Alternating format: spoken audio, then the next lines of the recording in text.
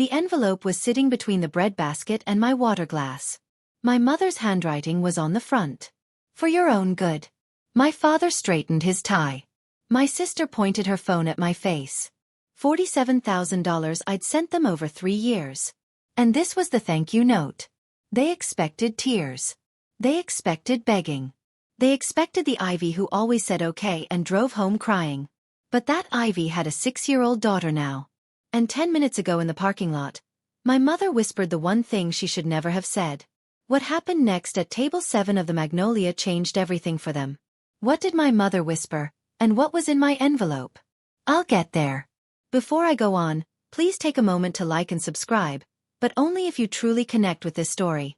Drop your location and local time in the comments. I love knowing where you're listening from. My name is Ivy. I'm 32. And this is what happens when the quiet one stops being quiet. Now, let me take you back 6 months to the night my father decided I was the problem. Crestwood, Georgia. Population. Just enough for everyone to know your business by Sunday. I've lived here my whole life. Same streets, same faces, same whispers at the post office. I work at Paw Print Veterinary Clinic on Miller Road. I'm a vet tech. That means I'm the one holding your scared Labrador still while drive-in gives a shot. It means I smell like antiseptic and golden retriever by the time I clock out. My daughter Lily says I smell like love. That kid keeps me honest. Lily is 6. She's in that stage where every sentence starts with, "But why?" She wants to know why dogs pant, why the sky turns pink, why we don't eat at restaurants like the kids at school. That last one I dodge. We live in a 2-bedroom apartment above the hardware store on Elm. The carpet is older than I am. The faucet drips if you don't turn it just right. But it's ours. It's stable. Lily has her own room with glow-in-the-dark stars on the ceiling that I stuck up there her first night. Stable. That's the word I built my life around. Because stability costs money. And for the past 3 years, mine cost exactly $1,300 a month. That's what I sent my parents every month. Automatic. On the first of the month, my Venmo pinged. $1,300 to Gerald Thornton. Rent money I could have saved. Dance classes Lily could have taken. Dinners out. We never had $1,300 a month. 36 months.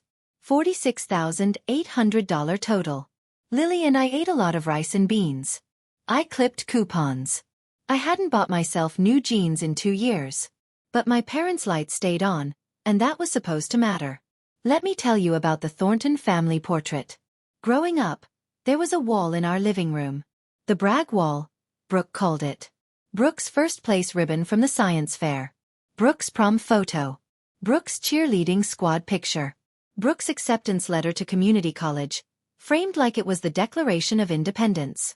My honor roll certificate was taped to the fridge once. It was gone by Thursday. I don't say that for pity. I say it because you need to understand the math. In my family, there were 2 daughters and 1 spotlight, and it was never pointed at me. My father, Gerald, 61, broad shoulders, voice like a judge even when ordering breakfast, had a way of introducing us at church picnics. This is Brooke, my youngest. Pause. Smile. And Ivy. No compliment, no detail, just, and Ivy. Like I was the period at the end of someone else's sentence. My mother, Donna, 58, was quieter about it. She didn't ignore me. She managed me. Ivy, can you set the table? Ivy, can you pick up Brooke from practice? Ivy, can you stay home this weekend? Your father needs help in the yard. I was the utility daughter. Brooke was the trophy. And Brooke, 4 years younger, 28, blonde, loud, confident in the way people are when they've never been told no, played her part perfectly. She didn't have to be mean. She just had to exist in the warm light while I stood in the cold draft by the door. I thought being quiet meant I was strong. I thought if I kept my head down, kept helping, kept sending the money they asked for, they'd eventually look at me the way they looked at her. That was the first lie I told myself. 3 years ago, Gerald got laid off from Brenton Logistics, where he'd managed the warehouse for 19 years. They handed him a box and 2 weeks of severance. He was 58. He didn't tell anyone. Not the neighbors. Not his buddy Roy from the VFW. He told Donna it was early retirement. She repeated it to the church ladies like she'd practiced it. The call came at 11:14 on a Tuesday night. Donna's voice was thin and cracking. "Ivy, your father won't eat. We're 3 months behind on the electric bill. I don't know what to do." I was sitting on Lily's bedroom floor, folding laundry. Lily was 3 then, sleeping hard, arms thrown wide like she owned the whole mattress. "How much, Mom?" $1,300 would cover the bills and groceries. Just this month. Just this month became every month. Gerald had one rule. Don't tell anyone. Especially not Brooke. "I don't want pity from my own kids." He said it like he was giving me a mission, not asking me for money. So I kept the secret. I cut my grocery budget. I stopped buying Lily new shoes. Consignment store on 3rd had decent ones for $4 a pair. I picked up Saturday shifts at the clinic when Drive-In needed help. Meanwhile, Brooke, still living rent-free in our parents' guest room, posted on Instagram a photo of her and Donna, arms around each other, grocery bags on the counter. Caption: "I love spoiling my parents." 812 likes. I saw it at midnight after a 12-hour shift. I screenshot it, not for a plan, not for revenge, but because it hurt, and I wanted proof that the hurt was real. That screenshot sat in my phone for 3 years. 18 months ago, Brooke met Marcus Webb. The Webbs are Crestwood's version of royalty. Marcus's father runs Webb Properties.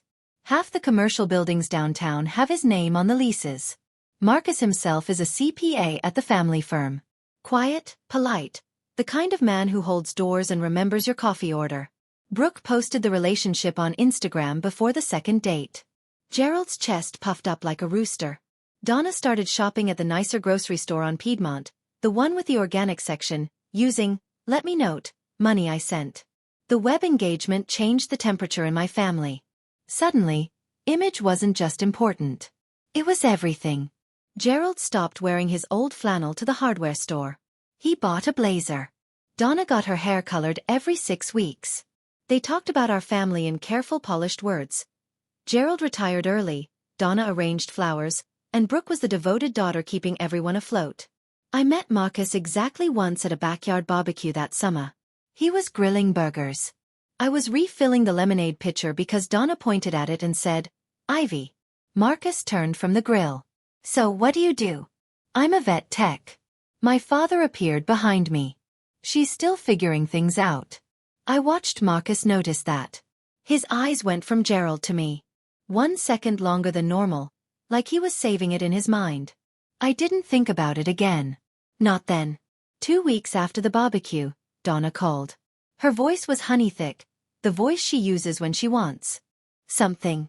"There's a dinner, sweetheart, at the Magnolia. The whole family. Wear something nice, not your work clothes." My stomach dropped, and I couldn't explain why. The Magnolia is the only fancy restaurant in Crestwood. White tablecloths, real candles, a piano player on Fridays. I'd driven past it 1,000 times and never been inside. "Why the Magnolia?" I asked. "The Webbs want to see us together before the wedding. United." Donna stretched that word out like taffy. "It's important. Ivy. United." The last time my mother used that word, she needed me to co-sign Gerald's truck lease. I said yes. Then I got a feeling this dinner would cost more than money. When? Saturday. 7:30. I already made the reservation. Notice she didn't ask if I was free. She told me. I hung up and stared at the ceiling. Something felt wrong. The way the air feels before a Georgia thunderstorm. Thick, buzzing, waiting. I called Jamie. Jamie Holt, my best friend since high school, mom of twin boys, the one person in Crestwood who knew I sent my parents money. She worked the front desk at the dentist's office and had a lie detector built into her left eyebrow. "They invited you to the Magnolia," she said flatly. "Yep. Ivy, your parents haven't taken you to dinner since your 16th birthday at Applebee's."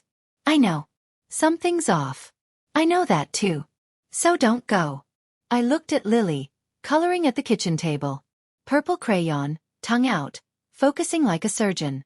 "If I don't go, they'll tell everyone I'm the one who split the family before Brooke's wedding." That follows Lily too. Small town.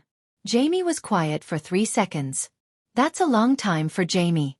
"Then go," But wear armor.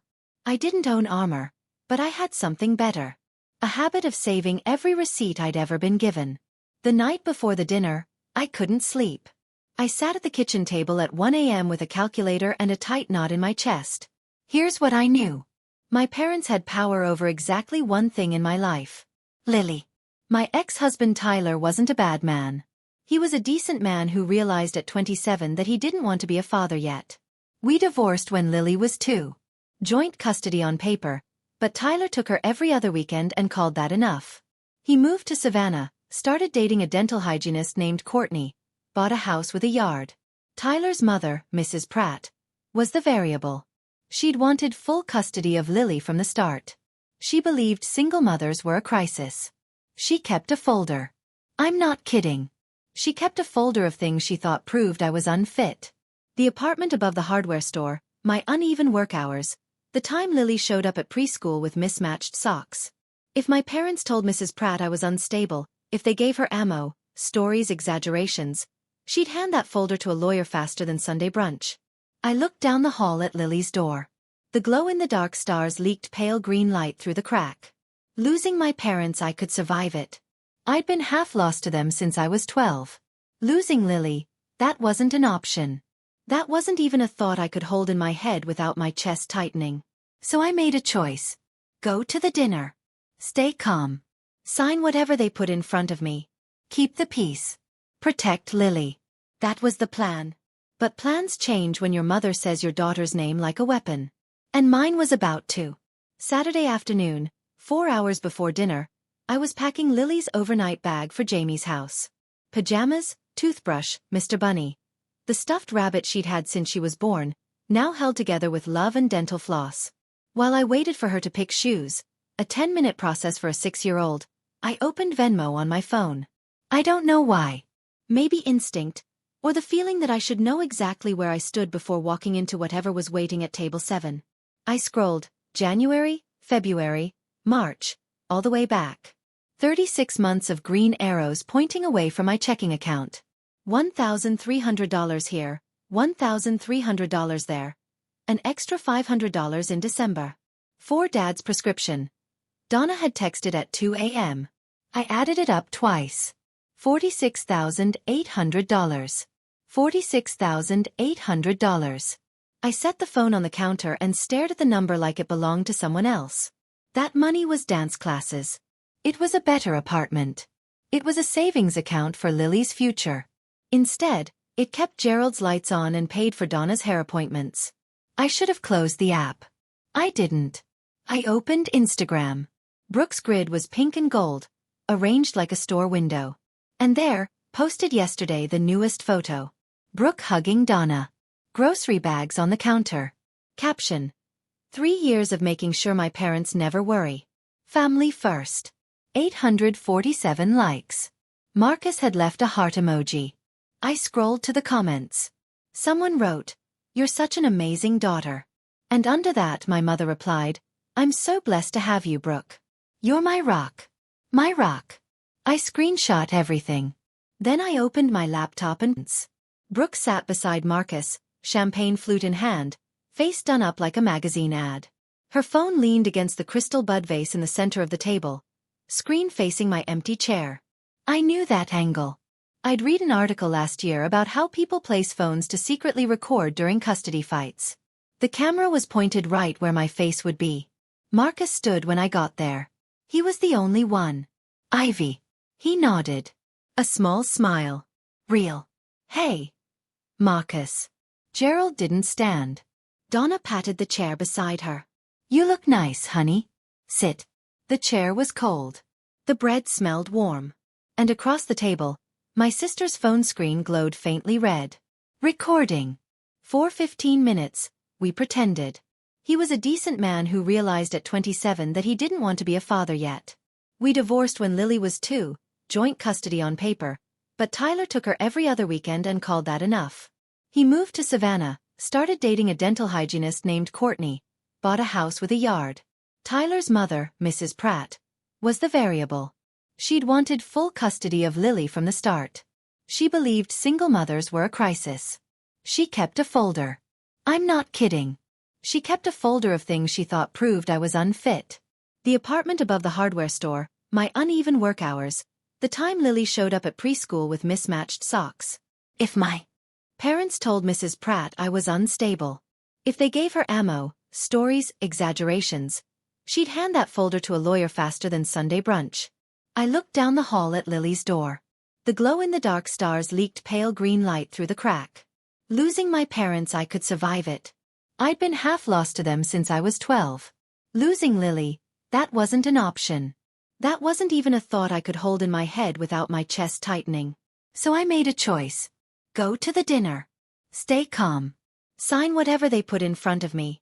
Keep the peace. Protect Lily. That was the plan.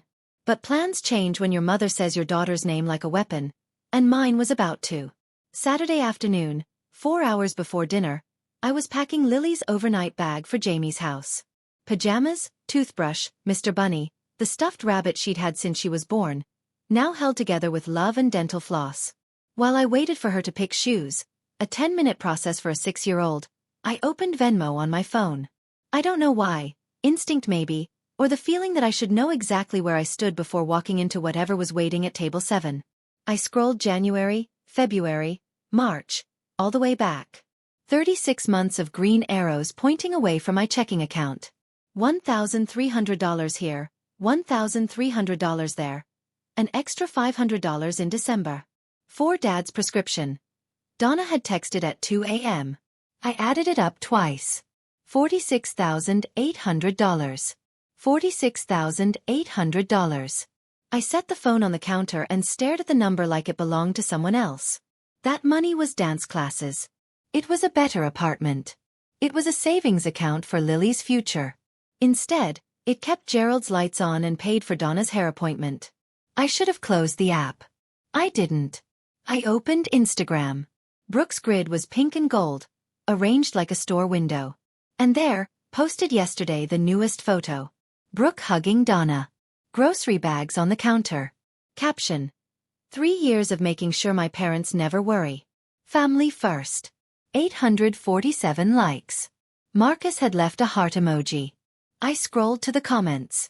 Someone wrote, "You're such an amazing daughter." And under that my mother replied, "I'm so blessed to have you, Brooke. You're my rock. My rock." I screenshot everything. Then I opened my laptop and printer. I wasn't planning revenge, but I was done planning to cry. 7:28 p.m. The Magnolia's parking lot was half full. I recognized Gerald's truck, freshly washed. Strange for a man who hadn't washed it in 6 months. Brooke's white Kia sat 2 spots over. A Web Properties bumper sticker on the back that I was sure Marcus didn't put there. I checked my reflection in the rearview mirror. Dark blouse, clean jeans, the only pair without a bleach stain, hair straight, no fuss. I didn't look like a woman about to be trapped. I looked like a woman picking up takeout. In my bag, under my wallet, a manila envelope, thin, light, heavy enough to end 3 years of silence. I walked in. Table 7 near the window. Candles lit, bread basket centered, water glasses already filled. The piano player in the corner was playing something soft and forgettable. Gerald sat at the head, of course, in a blazer I'd never seen. Donna wore a navy dress, pearls I recognized from her anniversary set. Her eyes were already pink-rimmed. Pre-performance.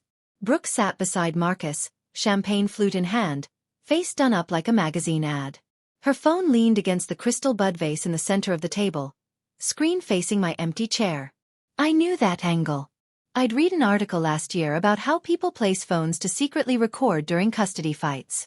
The camera was aimed right where my face would be. Marcus stood when I approached. He was the only one. "Ivy." He nodded. A small smile. "Real." "Hey." Marcus. Gerald didn't stand. Donna patted the chair beside her. "You look nice, honey.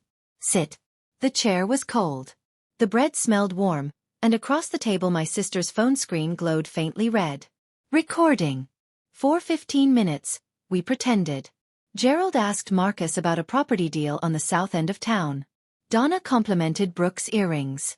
Marcus asked me how work was going. I said fine. Nobody asked about Lily. The appetizers came. Shrimp cocktail, roasted beet salad.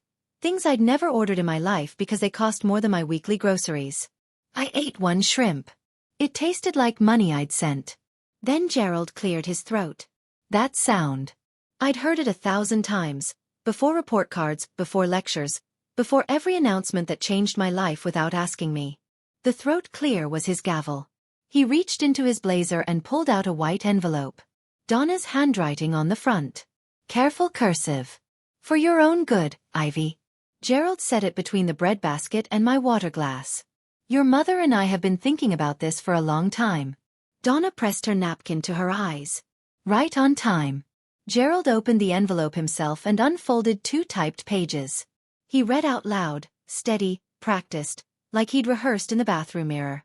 The letter said, due to irreconcilable differences in values and lifestyle, the family has decided to release Ivy from the obligations and expectations of the Thornton household. It said my personal struggles had created unnecessary tension before Brooke's wedding. It said this was an act of compassion. The words were too polished for Gerald. Donna must have found a template online. Translation. We're cutting you off. Don't come to the wedding. Don't contact us. Disappear. Gerald laid the letter flat on the table, smoothed the crease with his palm and set a pen beside it. We just need your signature. Sweetheart. Sweetheart. He hadn't called me that since I was 9. I picked up the letter. Read it again, slower this time. Not because I didn't get it, but because I needed them to wait. Gerald's knee bounced under the table. I could feel the vibration through the floor. There's a second page, I said. Just the acknowledgement, Gerald said quickly. Standard. I turned the page. The second sheet was simpler. 1 paragraph, my name, a signature line, a date, and above it. I, Ivy Thornton, voluntarily relinquish all familial ties and agree to have no contact with the Thornton family or its extended relations. Extended relations? That meant the Webbs. I set the page down. And if I don't sign? Gerald's jaw tightened. Donna stopped dabbing her eyes. Ivy, Gerald said, don't make this harder than it has to be. That's not an answer, Dad. He leaned forward. If you don't sign, we'll have to protect Brooke's future and ourselves. Donna turned to me, and her voice dropped low, soft enough that Marcus across the table had to lean in to hear. Tyler deserves to know what kind of mother you really are. We've kept quiet long enough. There it was. Tyler. Custody. Lily. I understood the whole design now. This dinner wasn't about releasing me. It was about silencing me. Sign the paper, vanish quietly, or they'd call my ex-husband, his mother, and anyone who would listen, with stories about the unstable single mom who couldn't keep it together. Brooke lifted her champagne and sipped. Her eyes flicked to the phone leaning on the vase, still recording. Marcus sat motionless, fork halfway to his mouth, watching the scene like a man slowly realizing he walked into the wrong room. My mother whispered, think about Lily. Do the right thing. Think about Lily. She said my daughter's name the way you lay down a winning card, like it cost her nothing. But it cost me everything. I looked at my mother. Really looked. The pink-rimmed eyes, the shaking lip, the pearl necklace catching candlelight. A woman who'd texted me at 2 in the morning begging for $500. Who'd called me crying about the water bill. Who'd written, you're the only one I can count on. And now she was using my child like a bargaining chip in a restaurant she couldn't afford. Something inside me didn't snap. I want to be clear about that. Snapping is loud. This was quiet. This was a door closing. A lock turning. The last flicker of maybe they'll change going dark like a pilot light. Donna leaned closer. Her perfume, the same white diamond she'd worn my whole life, filled the space between us. Sign it, Ivy, she whispered, barely audible. Or I will personally call Tyler's mother and tell her you are an unfit mother. I have stories, and I will make sure Lily grows up knowing you chose pride over her. She leaned back and smiled. The satisfied smile of a woman who thinks she already won. I straightened my back, breathed in, breathed out under the table. My hands were shaking, but not from fear. From something older, hotter, and much more patient. I thought about my bag on the floor beside my chair. The manila envelope inside. Donna reached for Gerald's arm. Gerald, lower your voice. People are watching. She was stalling. Brooke's voice cut in, sharp and practiced. This is what she does, Dad. She makes everything about herself. Brooke turned to Marcus with a face she'd perfected since childhood. Wide-eyed, hurt, but brave. I'm sorry you're seeing this. She's always been like this. Gerald followed, switching to Marcus like a salesman closing a deal. Marcus, I apologize for the disruption. Ivy has always been dramatic. This is exactly why we had to make this decision. Marcus said nothing. His water glass sat untouched. His eyes moved between Gerald and me with the focused stillness of a man doing math in his head. I watched Mrs. Patterson lean toward her husband. Her lips moved. I didn't need to hear the words. In Crestwood, witnesses don't go away. Gerald tapped the pen against the letter. Sign it, Ivy. Let's put this behind us and enjoy the rest of the evening. His voice was calm again, controlled, the father in charge bringing order back, but his hand was shaking just a little. The pen trembled on the tablecloth. I noticed. Marcus noticed. And Brooke, too busy checking her phone angle, missed everything. Donna decided it was her turn. She placed both palms flat on the table. A serious, honest pose she used at church fundraisers, PTA meetings, every time she needed people to believe she was the reasonable one. Marcus. Honey. Her voice shook perfectly. I need you to understand something about our family. Marcus's jaw tightened. But he listened. Ivy has struggled her whole life. She never finished college. She works with animals. The way she said it, like I cleaned sewers. She couldn't keep her marriage together. We tried. Lord knows we tried, but we can't let her instability hurt Brooke's future, or yours. Each sentence was a blade delivered with a mother's worried smile. I sat still, but inside I was doing the math on every word. Never finished college because Donna asked me to drop out when Gerald needed knee surgery. Just one semester, honey. We need you home. That one semester became 2. Then I got pregnant. Then it was over. Couldn't keep her marriage? Donna introduced me to Tyler at a church social. She pushed the wedding, planned the reception.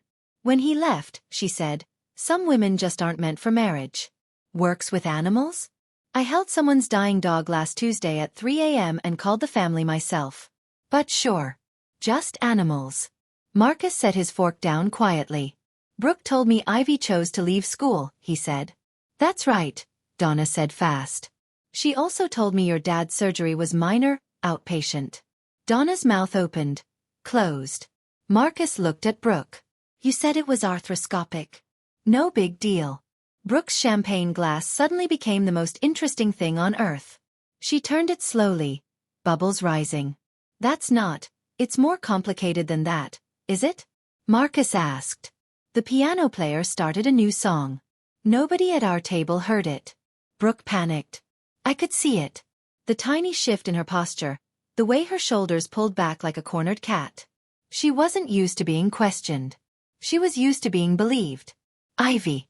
Brooke dropped the soft voice. Just sign the letter. Don't make this ugly. What happens if I don't? Brooke picked up her phone and held it up. Loud now, not pretending anymore. I've been recording this entire dinner. Her chin lifted. If you don't cooperate, I'll send this to Tyler's lawyer. A mother having a public meltdown at a restaurant. She tilted her head. Fake sympathy. Not a great look in custody court. The table next to us went quiet. Mrs. Patterson's fork stopped midair. I haven't had a meltdown, I said. Brooke smiled. Not yet, but you will. You always do. Gerald tapped the pen on the table twice. Sign the paper, Ivy. Last chance. Donna leaned close enough that I could feel her breath at my ear. Think about Lily. There it was again. Lily's name. The weapon. The three of them stared at me, waiting for the crack, the shaking lip, the wet eyes, the video Brooke wanted. Marcus sat frozen. He looked like a man watching a wreck in slow motion, wanting to help, but not knowing where to start. I breathed in, held it, let it go. Then I reached under the table into my bag. My fingers found the manila envelope, smooth and cool. I'd sealed it with one piece of tape at 4:30 that afternoon, sitting at my kitchen table while Lily drew unicorns in the next room. I lifted it out and set it on the tablecloth next to their letter.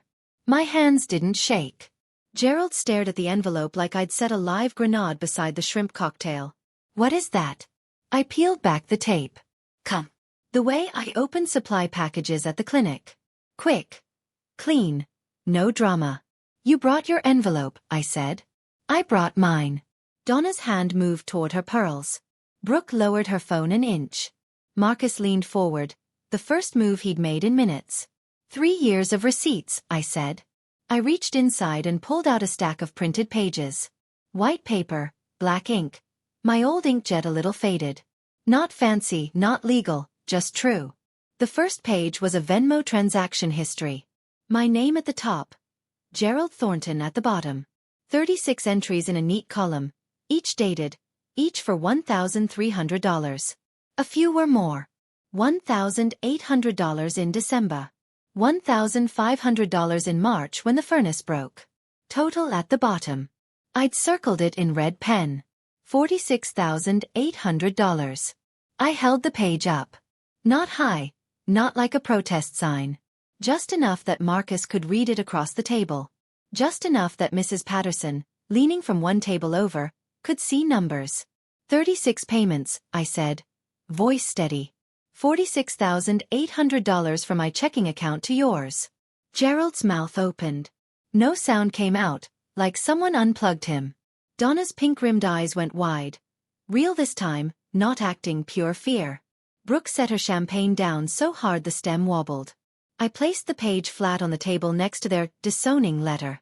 Side by side, their story, my math. Should I keep going? Asked. Because I have 2 more pages. Nobody said no. Nobody said anything. I pulled out the second page. Printed screenshots of text messages, with times, with Donna's contact name at the top. Mom, November 15th, I read. 11:47 p.m. From Mom. I glanced at Donna. She looked like she'd swallowed her pearls. Ivy, please. The water bill is $340. Dad won't ask, but we're desperate. Don't tell Brooke. She'll worry. Ivy. Donna started. I turned the page so Marcus could see the screenshot. Date, time, sender all there. January 3rd, 2:08 a.m., from Mom. Can you send $500 extra this month? Dad needs his prescription refilled. You're the only one I can count on. Donna's hand shot across the table. Give me that. I pulled the page back. Not fast.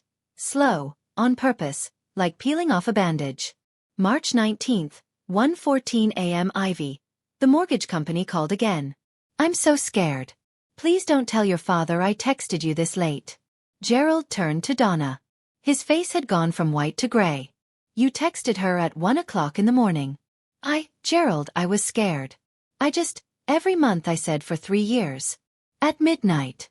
At 1 o'clock. At 2 a.m. While Lily was sleeping and I was awake doing the math on whether I could pay for groceries and your electric bill. Marcus pulled the Venmo page closer. He studied it like accountants study things. Line by line. Number by number. Then he looked up at Brooke. You said you were paying their bills. Brooke's face went red. Not embarrassed. Red, caught. Red. She's exaggerating. I helped too. How much? Marcus asked. Simple. Quiet. How much did you send them, Brooke? Total in 3 years. The piano kept playing. Brooke didn't answer. She didn't have a number, because the number was 0. I set down the third page. The last one. A color printout. Brooke's Instagram post from 2 days ago. The photo, Brooke and Donna, arms around each other. Grocery bags placed neatly on the kitchen counter. The caption in Brooke's bubbly font. 3 years of making sure my parents never worry. Family first. I laid it next to the Venmo records. This, I said, pointing to the Instagram post, is what she told the world. I moved my finger to the bank records. This is what I actually paid. The 2 pages sat side by side like a split screen. Story on the left. $46,800 of truth on the right. Marcus stared at both pages. His face didn't twist into anger. It settled into something worse. Disappointment. The quiet kind. The kind that means someone has finished changing their mind about you. He turned to Brooke. Which part should I believe? He asked. The Instagram caption, or 36 bank transfers? Marcus, baby, I can explain. Which part? He repeated. The part where you took credit for your sister's money, or the part where your parents planned this dinner to cut her off because of it? Brooke's mouth moved. No words came out. Donna's tears started then. Real tears now, not the acting kind. Her mascara ran in thin black lines down her cheeks. For the first time I can remember, her tears didn't make me feel guilty. They made me feel tired. Gerald sat stiff. The man who walked in owning the table was now staring at his bread plate like it had instructions for what to do when your whole plan falls apart in front of your future son-in-law. Mrs. Patterson didn't pretend to look away anymore. Marcus folded his napkin and set it beside his plate. Neat. Exact. Like closing a book. Then he stood. The chair scraped against the tile. A small sound that would mean nothing anywhere else. But at table 7, it cracked like a gunshot. Where are you going? Brooke's voice jumped high. The confident, perfect Brooke from Instagram was gone. This Brooke sounded 20 years younger and twice as scared. Home, Marcus said. My home. I need to think. Marcus, she's tricking you. She planned this whole. Marcus lifted one hand. Not mean. Just final. Brooke, he said, like he was done protecting her from herself, your sister just showed me 36 months of bank records. You showed me an Instagram caption. He paused. I know which one I believe. He looked at me and gave one nod. Short. Respectful. The kind you give someone who told the truth when it would have been easier to lie. Then he walked out, unhurried, past Mrs. Patterson's table, past the hostess stand, past the piano player, who smoothly moved into another song, like Marcus Webb's engagement wasn't falling apart in real time. Brooke shoved her chair back. The legs screeched. She grabbed her clutch and ran after him, heels clicking fast on the stone. Champagne glass left behind. Phone forgotten on the table. Still recording, still pointed at my chair. Gerald and Donna and I sat in the mess. Their disownment letter lay open. My receipts lay open beside it. The candle flickered between them like a referee who didn't know which side to choose. Nobody in the restaurant moved. Then a fork clinked. A glass set down. Life went on, but not at table 7. I gathered my pages, stacked them, tapped the edges straight against the table. The same motion I used to square up patient charts at the clinic. Neat. Controlled. I slid them back into the manila envelope. Gerald spoke first. His voice was hoarse, like he'd swallowed sand. You just ruined your sister's engagement. I looked at him. My father, the man who'd introduced me as an afterthought for 32 years. No, I said. Brooke's lies ruined her engagement. I just stopped lying for her. Donna's hands were flat on the table, mascara streaked, pearls rising and falling with fast breaths. After everything we've done for you, you've done nothing for me, Mom. I said it without heat, without spite, like reading a lab result. I did everything for you, and you paid me back with this. I pointed to their letter. For your own good. Donna's neat cursive now smeared with a water ring from Gerald's glass. I stood, picked up my bag, and slid the strap over my shoulder. I'm not signing your letter. I'm not begging. And I'm not your secret anymore. Gerald opened his mouth. I kept going. Starting tonight, I'm done sending money. I'm done being invisible. And if either of you contacts Tyler or his mother about Lily, if you say one word about my fitness as a parent, these records become a public conversation, not a private one. I pushed my chair in quietly. No scraping. I hope you figure out how to pay your own bills.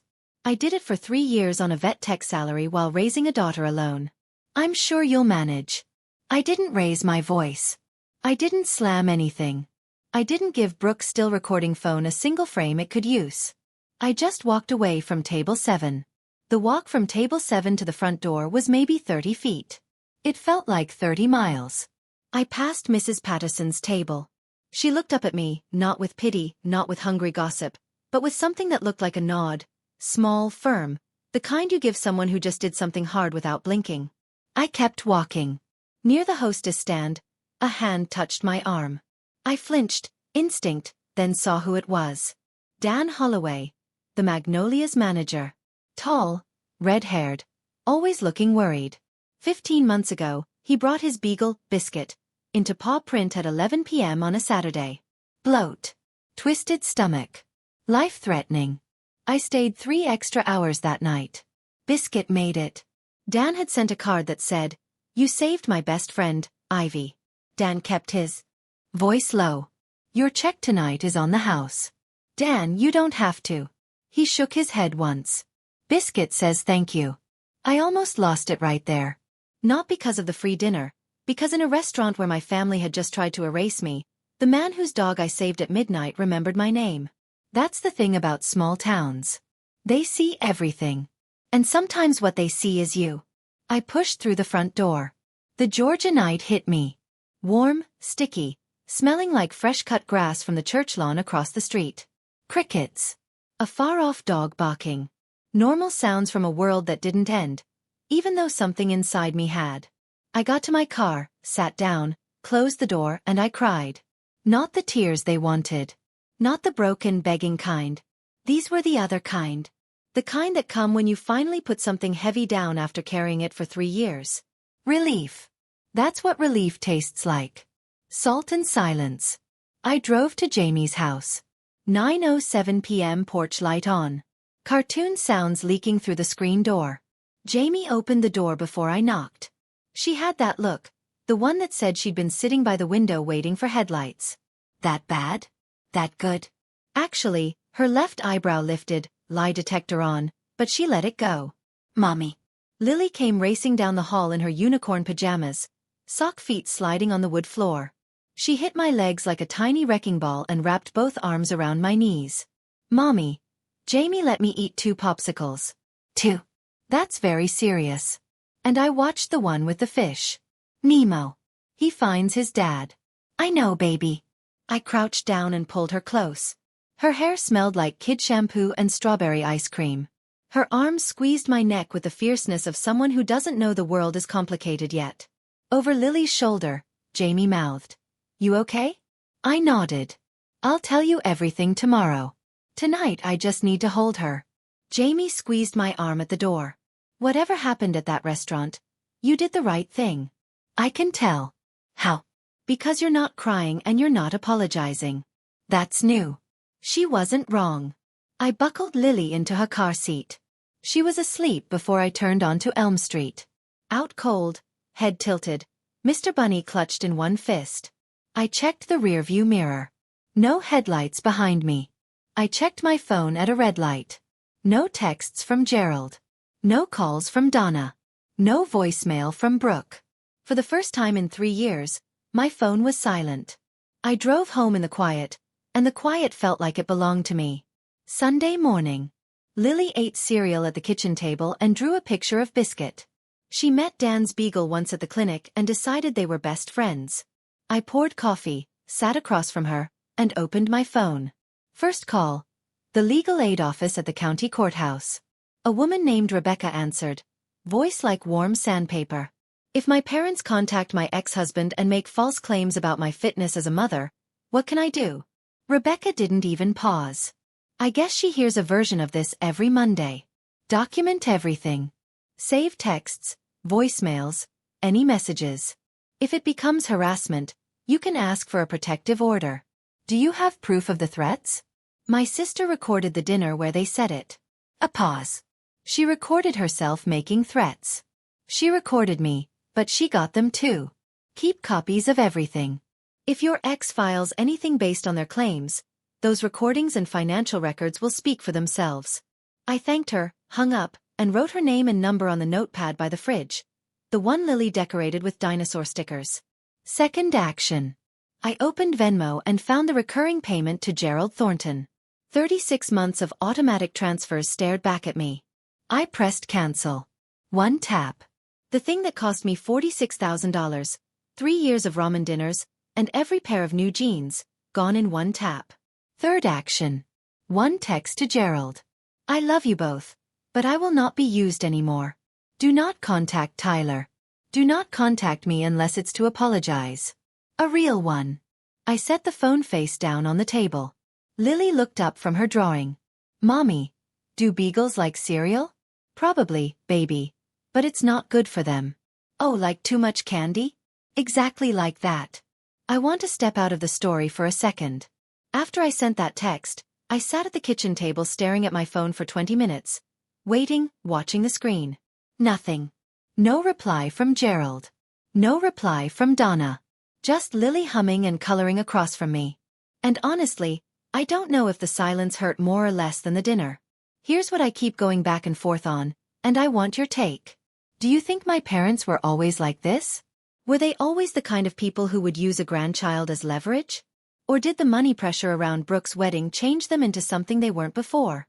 Because some nights I think I lost them at that restaurant, and other nights I think I never had them to begin with. Drop your honest opinion in the comments. I read every single one, and your perspectives help me more than you know. Alright, let me tell you what happened in the weeks after that dinner. Crestwood is a small town with a long memory. I didn't say a word to anyone. I didn't have to. Mrs. Patterson went to her Tuesday Bible study. By Wednesday afternoon, the story had traveled from the Baptist church to the hair salon on Main to the checkout line at Garner's Market. I know because Jamie texted me a play-by-play like a war reporter. Linda at the salon says Donna's been sick all week. Tuesday, Roy from the VFW asked Gerald at coffee if his daughter really paid his bills for 3 years. Gerald left before finishing his cup.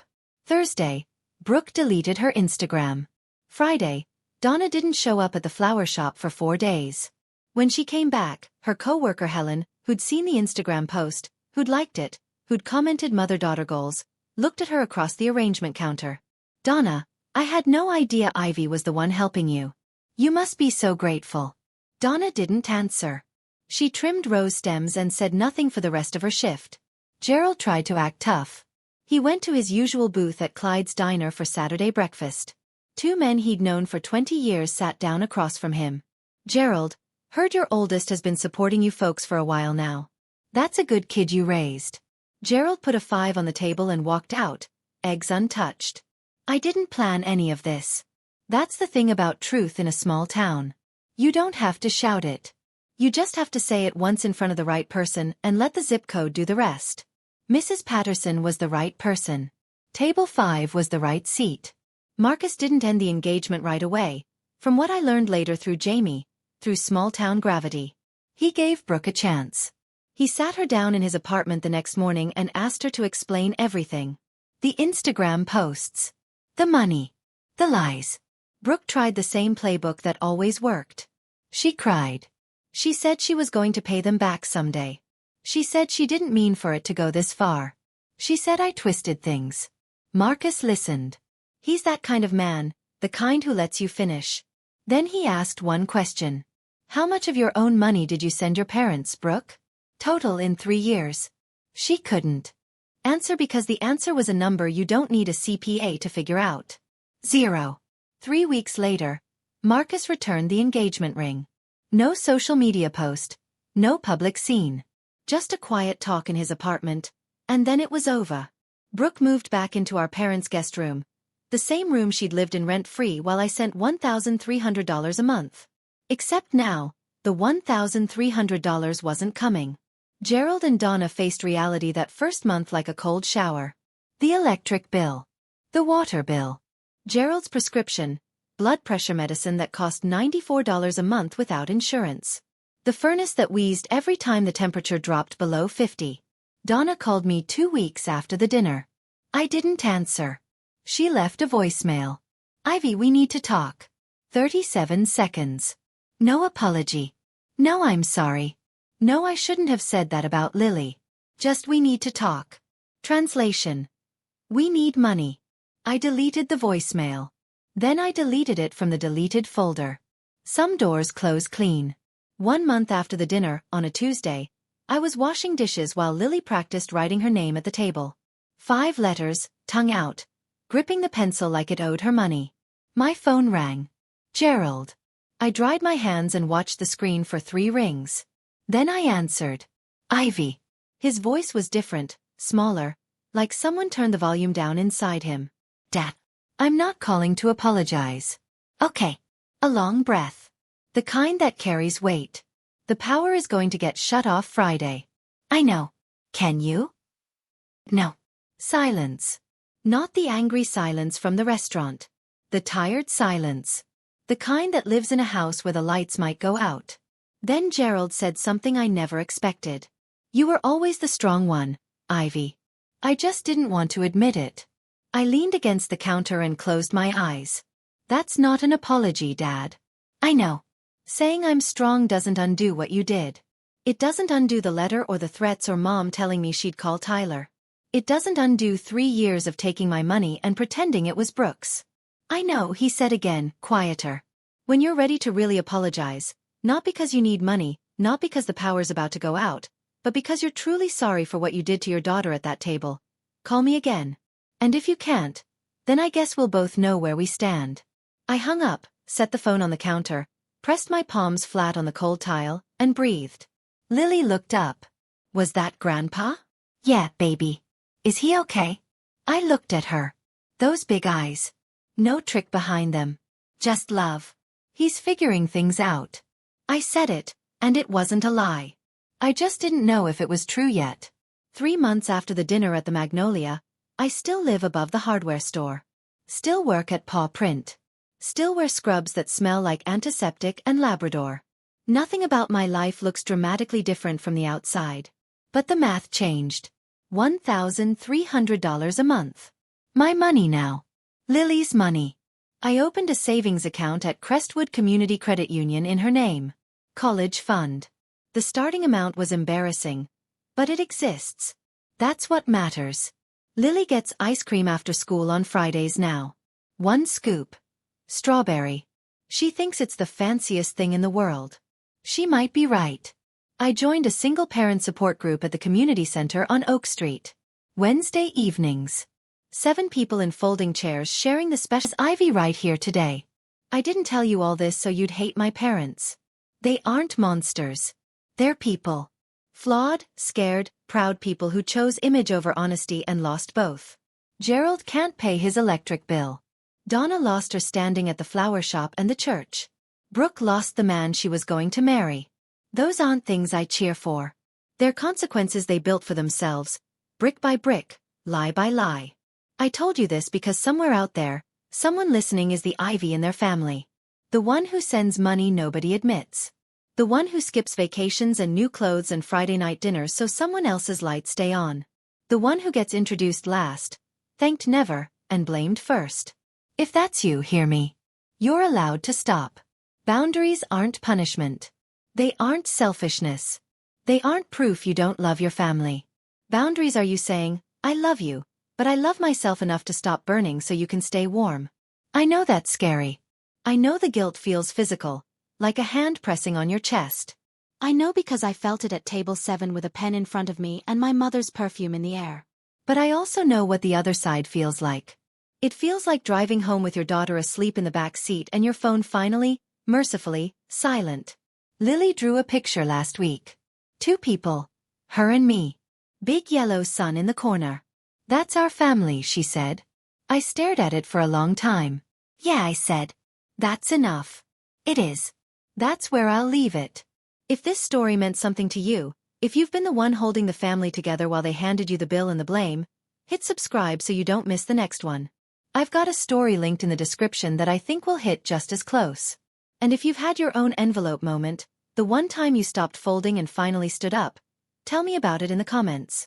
I read every single one, and honestly, your stories are braver than mine every time. Thank you for staying until the end. It means more than you know. I'll see you in the next one.